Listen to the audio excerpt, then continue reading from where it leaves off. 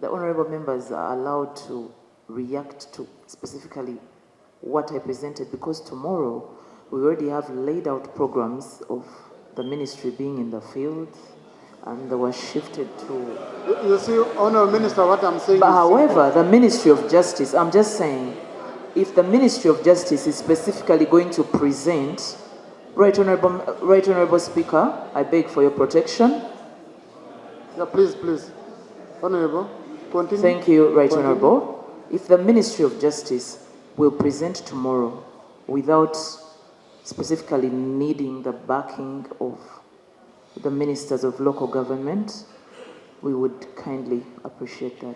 Now, Honorable Minister, why I was saying this, this information you brought is from Ministry of Justice. It's from Electoral Commission. It is from Ministry of Justice, which supervises Electoral Commission. Now, yours is mobilization. Yes. Which you Honorable, done very well. right. I don't know if you have.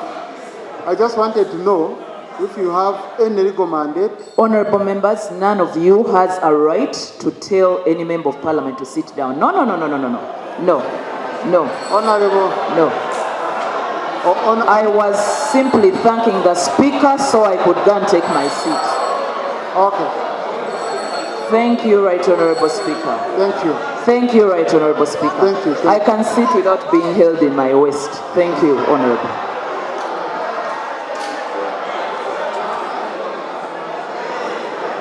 Thank you.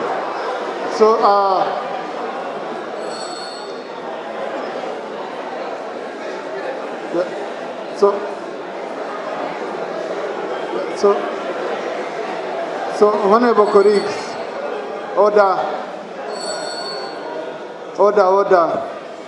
Now, why I've guided this way, I don't want to put the ministry, which is not responsible for organizing elections, on the spot on the issue. They've done a great job getting all this information and doing the mobilization. So mainly, we wanted the Ministry of Local Government on the part of mobilization, but also on mobilization, you can see the minister has said the Electoral Commission is responsible. So I would want the Electoral Commission, which is represented by the minister. I want to thank you, Honorable Nameere, for the great job here. While working with our partners to ensure that rights and safety of our citizens abroad are upheld. Responsibility as a nation to protect the lives and welfare of Ugandans within and outside the country. Thank you very much, Mr. Minister. You have tried to elaborate some of the things, but you need to come out strong on our diplomatic relations with the Republic of South Africa until there is credible evidence. What is your say until there is credible evidence that it is safe for the people of Uganda to travel? There are many questions that are coming in that the people who are already scheduled to travel, what assurance do you give Ugandans who have that inevitable program to get to South Africa and their safety? Honorable Minister, we also need to understand many of the families in Uganda of the people who have been brought back are making several calls and wondering why they are not able to see their people. In the instance that many of the people who have been brought back, or all, if I'm not mistaken, are being taken to Chankwanzi. May we know why these people are being kept at Chankwanzi from the time they were repatriated, because the families are in Wonderland, what their family members are doing in Chankwanzi.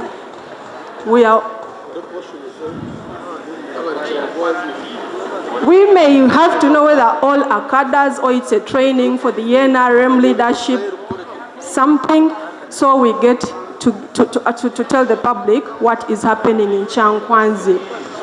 Out very strong on the total loss to Ugandans to be compensated. If we remember very well, when there was an issue in South Sudan, the Ugandans who lost their properties and everything was compensated by the government of Uganda. You need to come out very strong, the compensation schedule, or what is the compensation you're going to give to these people that you have brought back. Many of these people had businesses in South Africa.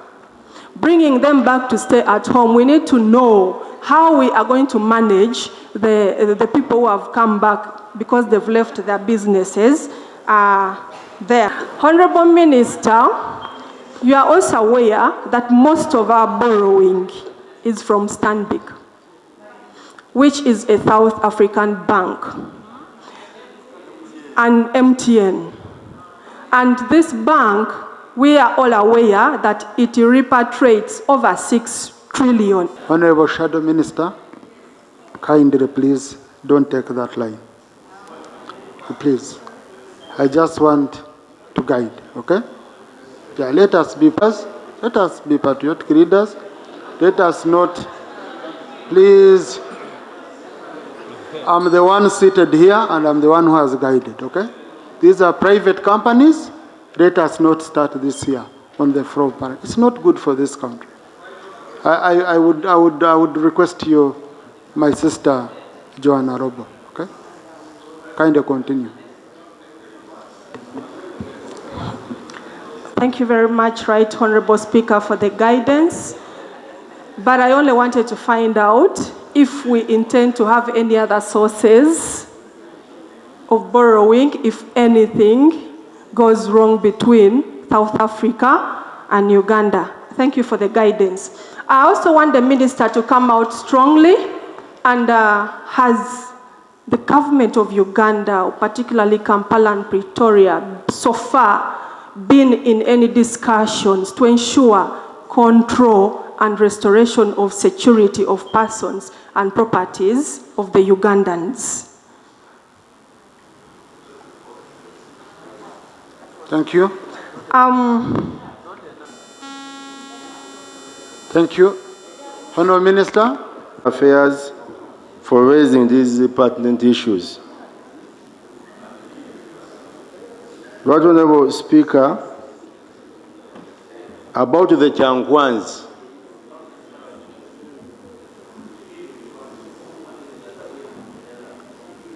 yes, because she raised.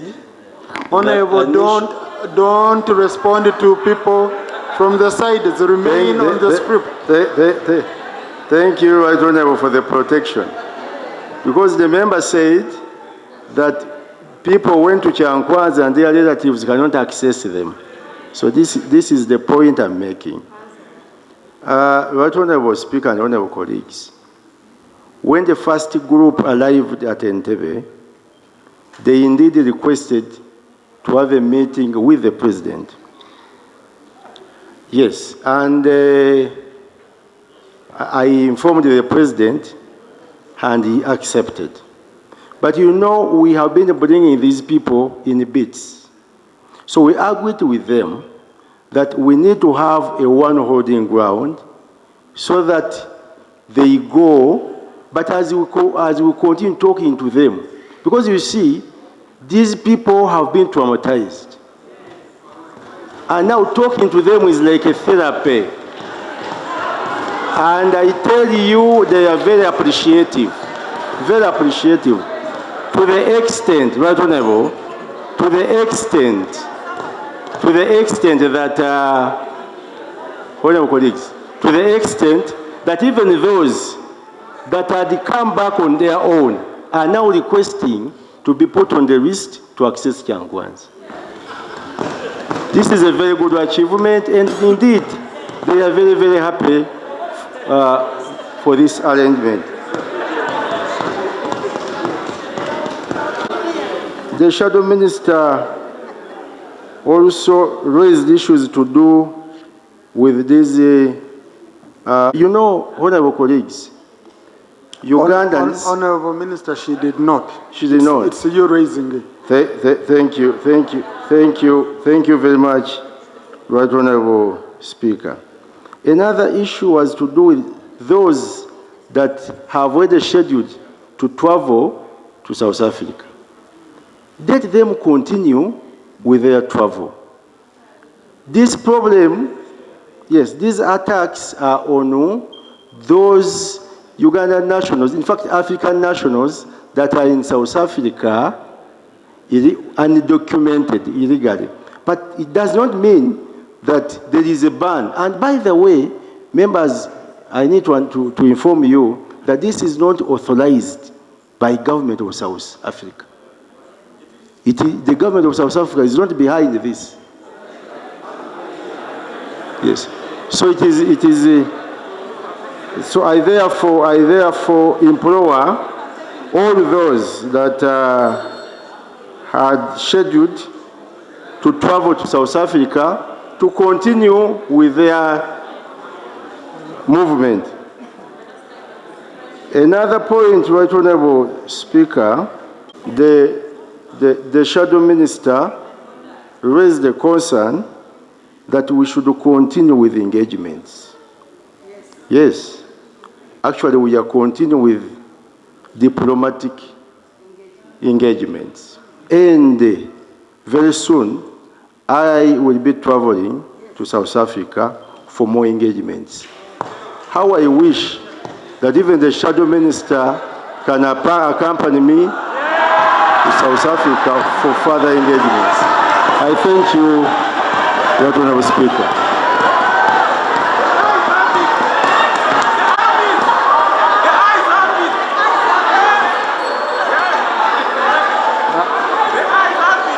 Order, honourable colleagues. Now,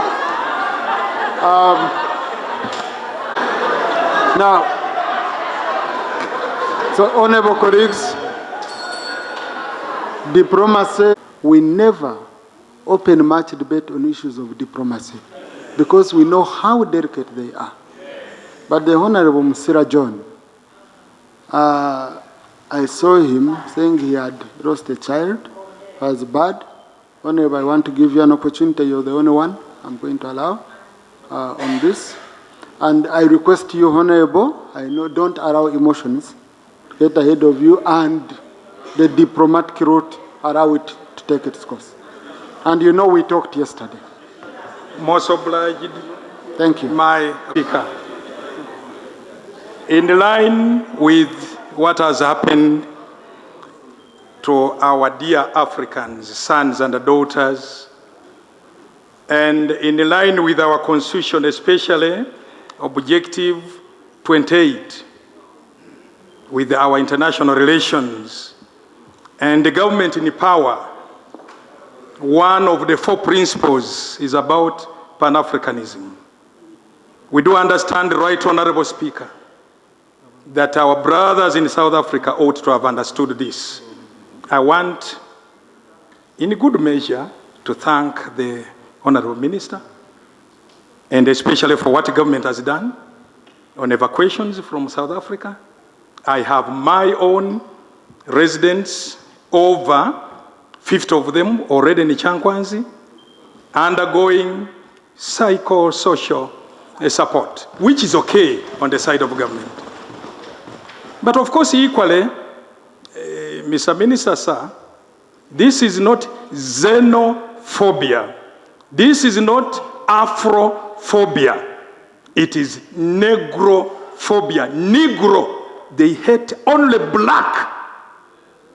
You have been in South Africa, Right Honourable Speaker, in all these places. You are aware there are some illegals who are white, Arab, Indian. They are going for only and only anybody with the Rasta skin like mine. That cannot be tolerated, certainly. But we want also to say, before you, and at an appropriate time, of course, I will lay on table one of the deceased, one of those ones murdered by these vigilantes. Parliament can see, and it's not good. Even when somebody has gone there illegally, there are processes, there are international protocols towards that, Mr. Speaker, you know it. And I want to request that I lay on table displayed for the press to see. Yeah. He's called Nasima Ronald, son of Fred Luandanyi, from my constituency, actually my home area. and he's dead. I want to thank government for evacuating the body. Thank you so much, and the support to the family especially. And we must give credit where it has been done. Lastly, Mr. Speaker, sir, say one or two things in 1 minute. One is that our government should link up with other regional bodies. Where is the AU? Where is the COMESA? SADC, East African Community? They are quiet. Completely quiet. Completely quiet. This is why some of us have gone solo out there. The other very last one, we need these returnees to be psycho-managed, because most of them have been investors in South Africa. In Pretoria, we have a young man from Entebbe who has a school with over 10,000 students. I visited there, and he employs 950 South Africans. He's an investor. And you should know today that amongst those who have returned forcibly by these vigilantes, by Wanu Muchoma and others, I want to say some of them are investors. I want the minister to investigate. Not all of them are illegals there. No, that's not the case. That would be underscoring the whole thing. I thank you, Right Honorable Speaker. Thank you. Now, Lenyo, Member of Parliament for Jonam County. Right Honorable Speaker, it is slightly the same, but I spent my life fighting with the ANC when we were at the university. The Honorable Wanyoto, you remember, with those of the late Noble Mayombo, we used to feed the ANC guerrillas who used to come from Algeria and from those training camps. This is not the South Africa we expected. But that said, we now have a group called the March and March Group.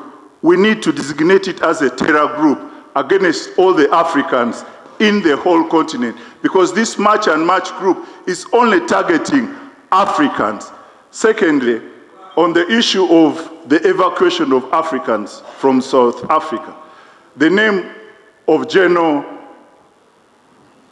Muhoozi Kainerugaba, the commander of GDF, has not come out properly. This operation was single-handedly sanctioned by the CDF, General Muhoozi Kainerugaba. I wanted this House to upload that patriotic effort of the General Muhoozi, who single-handedly went for our people in South Africa. So I thought to put that in order. Thank you very much, Right Honorable Speaker. First meeting of the first session of the 12th Parliament. During the reactions to the Right Honorable Speaker's communication, the leader of opposition, Honorable George Senyonyi, made a follow-up on the matter of the repatriation process of Ugandans from South Africa. Right Honorable Speaker, you guided that I present a comprehensive statement on the matter to this House. I therefore beg you to proceed. Right Honorable Speaker, I am grateful for this opportunity to update this august House on the measures undertaken by the government of Uganda in response to the recent attacks against foreign nationals in the Republic of South Africa and the evacuation of our citizens whose safety was at risk. Honorable colleagues, in mid-June 2026, vigilante pressure groups, principally the March to March group, issued a self-imposed deadline of 30th June, demanding that all undocumented foreign nationals leave South Africa. This ultimatum regrettably contributed to attacks against foreign nationals and damage to business owned by migrants from across African continent. I wish to place on record our profound appreciations to His Excellency the President of the Republic of Uganda for his timely directive that arrangements be made to evacuate our citizens whose safety had placed in jeopardy. Pursuant to that directive, the Right Honorable Prime Minister coordinated my ministry the Minister of Works and Transport, the Chief of Defense Forces, Uganda Airlines, the Uganda High Commission in Pretoria, and the leadership of the Ugandan community in South Africa, and also Minister of Finance. I'm happy to report that as of Tuesday, 7th July 2026, a total of 808 Ugandans had been repatriated back home. And we will continue to coordinate emergency support. The next phase of the emergency airlift includes one additional flight expected today, Wednesday, 8th July 2026, at 6 p.m., expected to carry an additional 250 choas. Accordingly, by the end of today, we shall expect to have successfully evacuated 1,130 citizens, Ugandan citizens from South Africa. Right Honorable Speaker and Honorable colleagues, the phenomenon of xenophobic violence in South Africa is not new.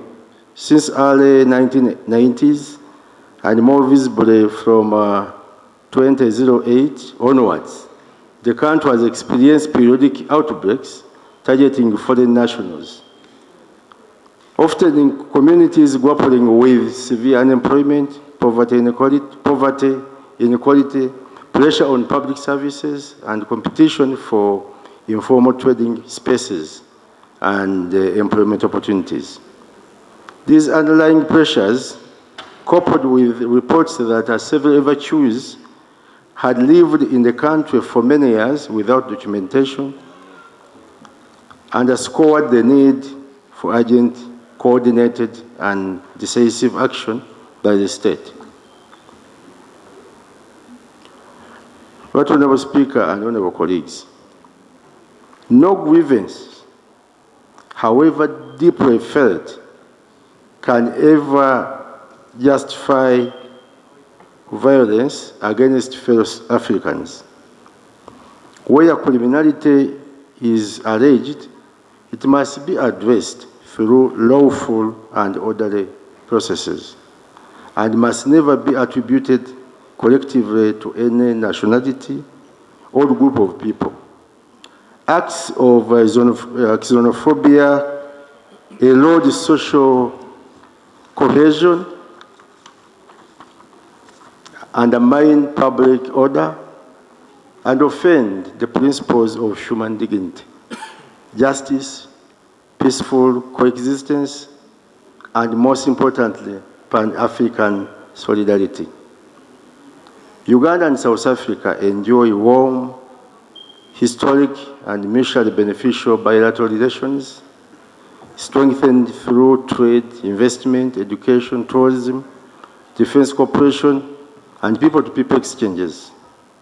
It is therefore imperative that these incidents be addressed firmly, lawfully, and constructively, without diminishing the enduring friendship, mutual respect, and cooperation that exists between the two countries.